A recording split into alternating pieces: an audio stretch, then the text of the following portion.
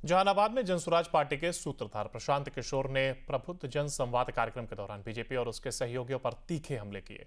उन्होंने चिराग पासवान, आरएसएस प्रमुख मोहन भागवत और बीजेपी के प्रदेश अध्यक्ष दिलीप जायसवाल को निशाने पर लेते हुए कई गंभीर सवाल उठाए। चिराग पासवान पर तंज कसते हुए प्रशांत किशोर ने कहा, बिहार फर्स्ट का नारा देने वाले खुद केंद्र में मंत्री हैं। उनकी पार्टी के पास 5 सांसद हैं, फिर भी बिहार का क्या भला किया?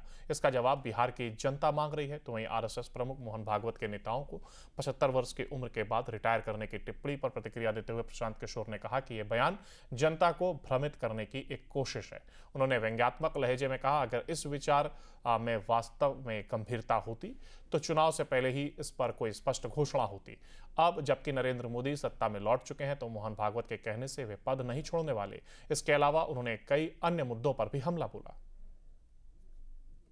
मोहन भागवत का जो बयान आया है वो पहली बात तो उनका इंटरनल मैटर है, लेकिन जहां तक मैं समझता हूं, ये जो मोदी जी अभी प्रधानमंत्री हैं, ये मोहन भागवत कहें या कोई कहे, वो छोड़ने वाले नहीं हैं।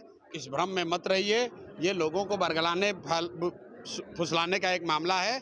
अगर 75 साल के बाद जैसे दूसरे लोगों को हटाया गया, वैसे मोदी जी को भी अगर हटना होता तो चुनाव के समय में ही कह देते। अगर जनता ने चुनकर उनको वहां बैठा दिया है तो मुझे नहीं लगता है कि मोदी जी छोड़ने वाले हैं। और दूसरी बात यह है कि व्यक्ति की बात नहीं है। मान लीजिए कि अगर मोदी जी नहीं रहेंगे तो उनके जगह जो बैठेगा वो भी तो वही आरएसएस और मोदी जी की विचारधारा वाला ही बैठेगा, तो उससे क्या फर्क पड़ जाएगा? व्यक्ति नहीं है, विचारधारा महत्वपूर्ण है। जो व्यवस्था बनी हुई है, तो दो बात समझ लीजिए कि मोहन भागवत के बयान से अगर आप ये समझ रहे हैं कि मोदी जी कल पद छोड़ने वाले हैं तो आप भ्रम में जी रहे हैं। और दूसरी बात कि अगर एक बार को हाइपोथेटिकली मान भी लें कि कल मोदी जी को संघ वाले हटा देंगे या कहेंगे कि हट जाइए, अगर संघ का इतना प्रभाव है कि अगर वो मोदी जी को हटा भी दें तो मोदी जी से भी ज़्यादा कोई रेडिकल होगा, उसको बैठाएंगे। यही मेरी समझ है।